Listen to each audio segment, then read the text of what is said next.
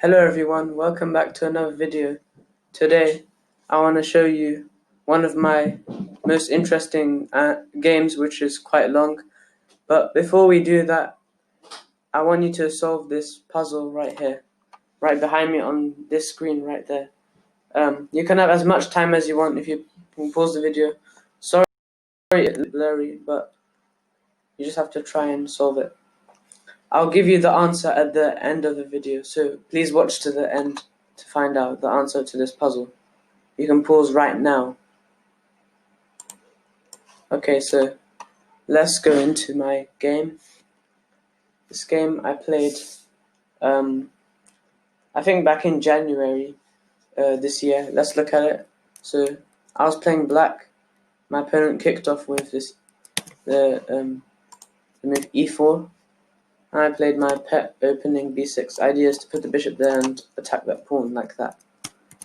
He went d4, gaining the center. Very logical move. As you can see, all of the squares are under his control now, which means none of my pieces can go to the squares, and I'm kind of cramped. Bishop b7. Obviously, attack the pawn. Bishop d3, defending it.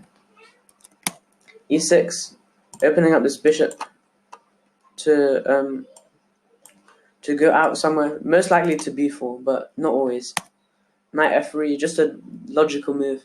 I played d5, attacking the pawn once again, and he played e5. Now, as you can see, it's like an advanced French kind of position, but the difference is my bishop's actually kind of useful here on b7. And it can't usually become a bad bishop, but at least it has influence on that e4 square right there, where a knight might jump in the future. And also it can control the center with that bishop. Anyway, back to the game. c5.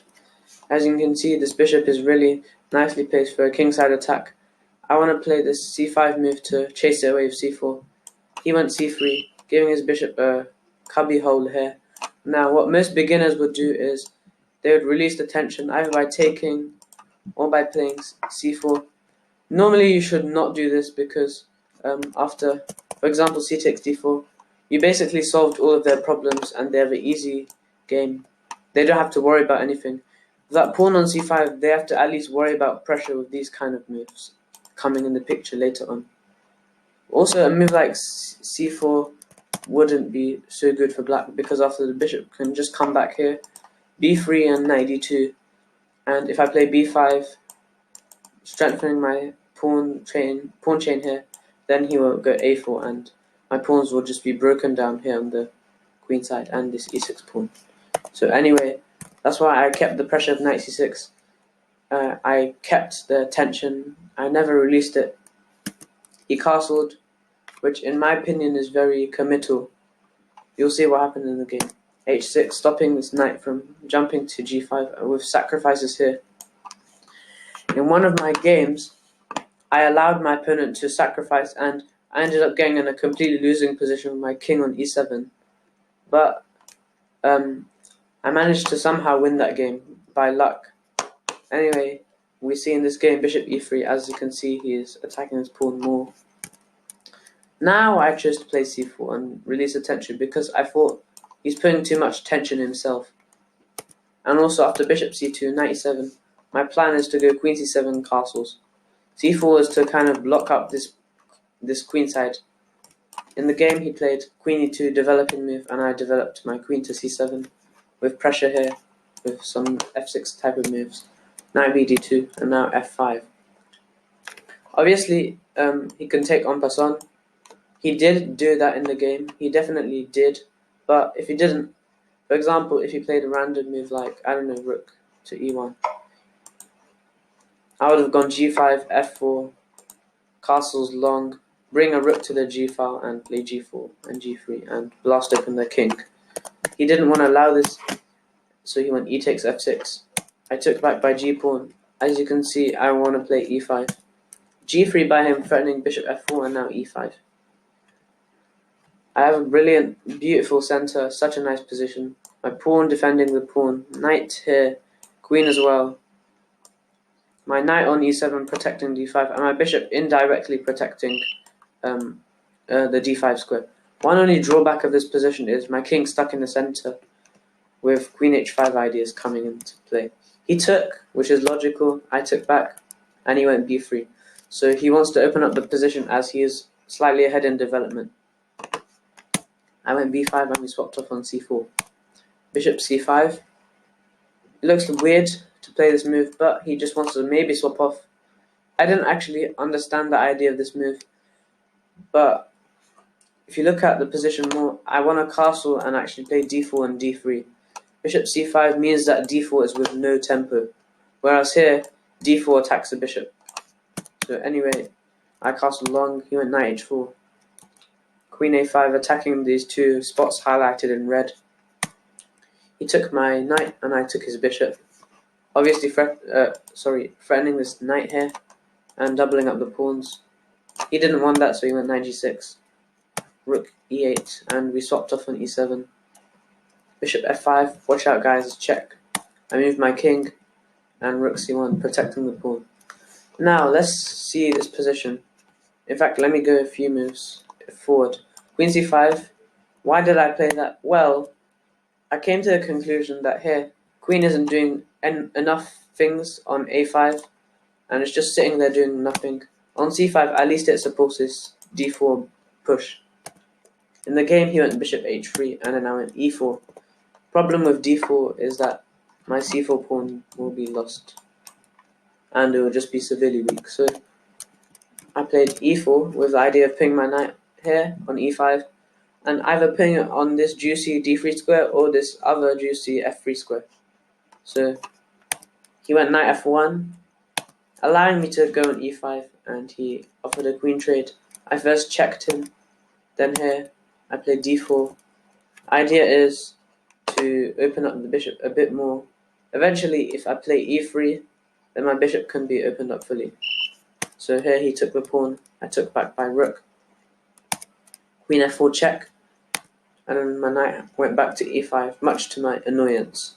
But I'm still threatening these e3 moves. So he went queen f8 check, and then knight e3. Knight e3 is a brilliant move by him. I love this move so much for white. Let me flip the board. This is how this position looks from white's perspective. As you can see, this rook isn't doing anything. However, this rook is on this line, and obviously, as you can see, I felt very uncomfortable here as black, with both these pieces on the same line as this rook. But my position looks really nice because of the coordination of my pieces, as you can see here. In the game, I went queen d6, inviting these knight f5 moves. So he went rook a b1 and then rook f7. He took the queen, but in the game, I stumbled upon this sacrifice here. Then, unfortunately for him, this beautiful looking move doesn't quite work, because after king takes rook, queen c8 check, where the bishop protects the queen, king b6 only square, rook b1 check, king a5. Looks like that king is about to get checkmated, because all white has to do is get the queen somewhere like b5 or maybe on the a file, but there's no easy way to do this. For example, if queen e8, the threat of queen b5 mate, in the game, I would have played a move like a6 or queen c5, but I realized after the game that the engine suggests rook takes f2, and if king takes f2, then there's a forced checkmate after rook d2, king f1, queen d3 check, king g1, knight f3 check, and then rook h2 mate. So here, he cannot accept this rook sacrifice. He has to come back and decline it. Now, a simple move like a6, and there's no checkmate, firstly. Secondly, I'm at exchange up. Thirdly, his king's in a weird place, and I want to play knight f3 and rook h2 to checkmate him. Also, I have two passed pawns. That's just an easy winning position for me, even though it's a bit complicated. So it looks like a cool idea for white, but fortunately it doesn't quite work. He took the queen and he played it simple. He gave me a check. It looks like it's terrible for me because I'm about to lose my rook just for a knight, but I went king c5. By the way, in this position, I fought for about a few minutes considering this move. It takes f5. Problem is, he just takes it, and after a check, which was my idea, unfortunately, he has this move. and I'm just lost because I lose too much material. But it would have been a nice idea to execute in a real game. Anyways, I went king c5, allowing him to take my rook. And now here, as you can see in this position, what does white have here? What's good about white's position? Well, nothing really, apart from the fact that he has a rook against black's knight. But here, what does black have in this position? Look at that king on d4, very nice, centralized. Knight is also centralized, bishop is lined up against a king. This rook on f7 is putting pressure, and most importantly, I was passed pawn, and the possibility to play e3. So after king f1, getting out of this line, but he stepped into this line instead, and I went e3, threat of taking this. He played f4, which I found annoying at first, but then after knight d3, I realized that he didn't have that many good moves. He desperately played rook takes c4 because, say he made a move like rook d1, maybe I want to play this and e2. So he went rook takes c4. This position, both of us had really low time on our clocks, so we probably didn't play the best move. But I tried my best here. I took the rook. He gave me this check. Now I want you to pause video. It's not a hard puzzle. It's an easy puzzle. How can black at least win a piece and not lose that much material? Pause now. Move is bishop d5, and idea is after he took my rook, I could take his bishop, and here, if I moved my king, I'll lose a rook for nothing. However, here, after bishop d5, at least I got his bishop, and I have these ideas as highlighted with the arrows. King e2, attacking this pawn, and I had to defend.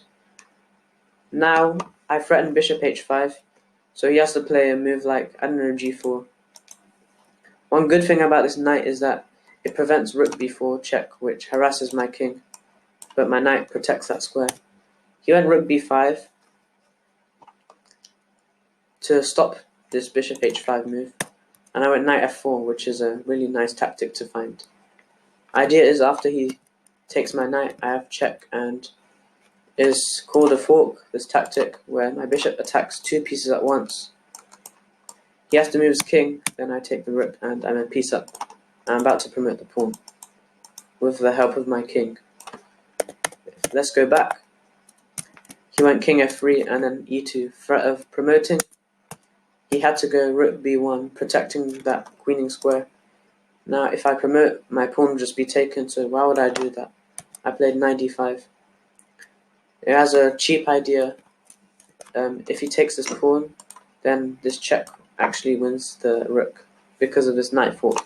So back to the game, king f2, a5. Now, in this position, I had a plan to move my knight here, then win this pawn, either by this knight or by this bishop, then try and promote this pawn. However, in the game, a completely new story happened. Here, bishop h5, protecting the pawn, h3, threatening g4, which chases bishop back. I went king d3, now rook d7. I found a really nice, funny move, and that's bishop f3. Firstly, protecting this knight from any annoying things. Secondly, he can't take this bishop because I can easily promote, and I have an easy game. And this is one of those positions where white doesn't have a fortress, because that pawn is a target. I can get my queen and king to win the pawn, then promote this one. If these two pawns didn't exist, if these three pawns didn't exist, then perhaps he might be able to hold a draw, but maybe not. You never know. So, anyway, back to the game. He went king e1, just to make sure I couldn't go king d2 and promote my pawn. So king e1, king e3. Now, he went a3. So as you can see, sometimes in some cases he has these annoying checks. So I went bishop e4, a just in case type of move, preventing it. And now my plan is to get this knight here on one of these red squares. If I could get here in one move, it'll be checkmate. Same with these two squares. if I could get it here in one move, then it would force his rook to give it up, and he'll be losing. So anyway, in the game he went rook a7. Then, if you want, guys, you can pause the video to try and find a plan to get the knight to one of these squares. In the game, I played knight b6. He took the pawn, and then knight c4. Idea is, I can access e5, where I can go to d3 or f3, or I can go to b2 and to d3. In the game, he went rook c5. Now, knight e5 looks like the more diverse, more flexible choice, but it's being stopped.